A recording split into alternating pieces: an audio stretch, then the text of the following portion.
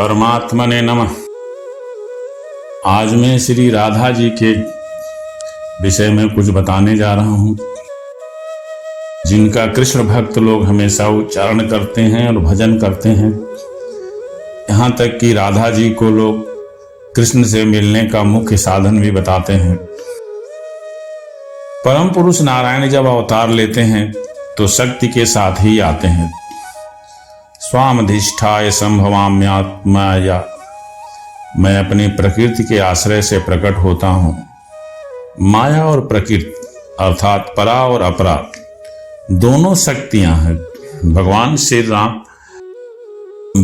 श्री राम और श्री कृष्ण में दोनों में कोई अंतर नहीं है। कृष्ण को पूर्ण ब्रह्म माना गया है, राधा उनकी शक्ति है। राधा जी का उल्लेख श्रीमद् भागवत में प्रमुख रूप से नहीं मिला है।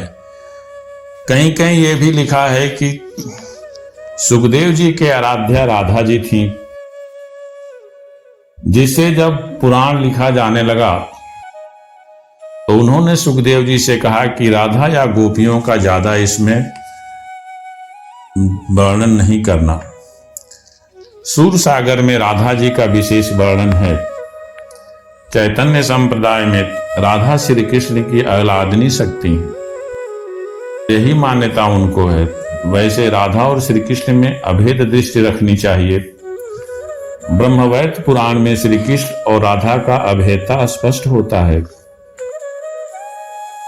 में प्राणाधिकाराधे स्वयं प्रेयसी वराम, यथा त्वं च तथा हम च भेदो न सत्यवरो ध्रुवम्, तथा क्षीरे च दावल्यं यथा अग्नौ दाहिका सति, तथा पृथिव्यां गन्धश्च तथा हम त्वयि सन्ततः, यदा तेजो स्वरूपोऽहं तेजो रूपासि त्वं तदा, सशरीरो यदा हम च तदा त्वं हि शरीरिणी, मयार्धिसं स्वरूपा त्वं मुक्ति भुक्ति प्रदायिनी। अर्थात हे राधे, तू मेरी राधानिका प्रेयसी हो, दोनों में कोई अंतर नहीं है। जैसे दूध में धवलता, अग्नि का दाहकट तथा पृथ्वी में गंध का निवास है, वैसे ही मैं सदा तुम में निवास करता हूँ। मेरे साथ तुम्हारा भी अवतरण होता है। मेरी अर्धांश हो तथा भोग मोक्ष दोनों देने की क्षमता तुम में है। नारद पंचरात्र में लिखा है, रा शब्दो उच्चारणत भक्तो भक्ति मुक्ति चर रातिश धा शब्दो उच्चारण नैव धावते हरे पदम। भगवान प्रसन्न होते हैं तो मोक्ष तो देते हैं, पर भक्ति देने की बात नहीं कहते हैं। राधा तो अनायास ही भक्ति और मुक्ति दोनों ही देती हैं। बिहारी लाल ने राधा के श्री कृष्ण से बढ़कर के भवसागर पार करने की शक्ति माना है। मेरी भव बाधा हरो राधा नागर सोई, जातन की झाई परे श्याम हरित दुति होई। श्री राधा को आनंदनी शक्ति माना जाता है।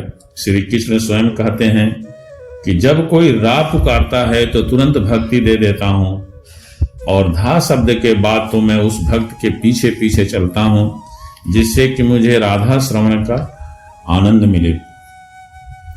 श्री भागवत या देवी पुराण में मिलता है कि श्री राधा श्री कृष्ण की अधिष्ठात देवी हैं। आनंद सार का घनीभूत भाव कृष्ण हैं और प्रेम संसार की श्री राधिका हैं। दोनों एक दूसरे से अभिन्न हैं, फिर भी वे शिष्य रचना में जब सगुण रूप होता है तो दोनों अलग हो जाते हैं। रुक्मिणी आदि पटरानियां भी कृष्ण की ही शक्ति हैं, लेकिन जो भाव शक्ति राधिका में है वह भाव उनमें नहीं है। वास्तव में जब शक्ति का अवतरण होता है तो विभिन्न शक्तियों का अलग अलग रूपांतरण हो जाता है। इसमें आह्लादनी और प्रेम शक्ति राधा जी हैं। वास्तव में परमात्मा का सूक्ष्म अवतार शक्ति के साथ होता है। यह सूक्ष्म रूप एक लोक का निर्माण करता है और अपनी शक्ति के साथ सृष्टि संचालन में रमा रहता है। उस नाम की आराधना करने वाला उसी लोक में जाता है। जैसे श्री कृष्ण का गोलोक और श्री राम का साकेत लोक। तत्वतः दोनों एक ही हैं, जो समय अंतराल पर मर्यादा और शांति स्थापना के लिए शक्ति के साथ अवतीर्ण होते हैं। हमेशा कृष्ण का भी अवतार होता है, हमेशा राम का भी अवतार होता है, कई ब्रह्मांडों में तो एक साथ ही अवतार होता है। रुक्मिणी जी भगवान विष्णु की सदा सहचरी हैं, जिन्हें महालक्ष्मी भी कहा जाता है। सृष्टि में शांति स्थापना और पालन का कार्य इनका है। सीता जी इन्हीं के अंश से प्रकट हुई हैं और राधा जी भी इन्हीं के अंश से प्रकट हुई हैं, पर दोनों में कोई अंतर नहीं है।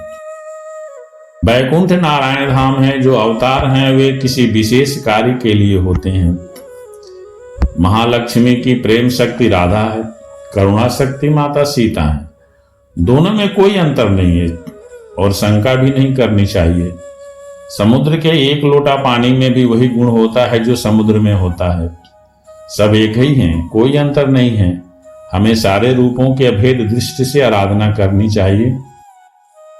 कई शास्त्रों में कई शक्तियों का वर्णन है, इसलिए हमें उनमें कोई अंतर न देखते हुए सबको एक ही समान मानना चाहिए, और यही होता भी है। जिसको जो शक्ति प्रिय होती है उस शक्ति का आराधना करता है।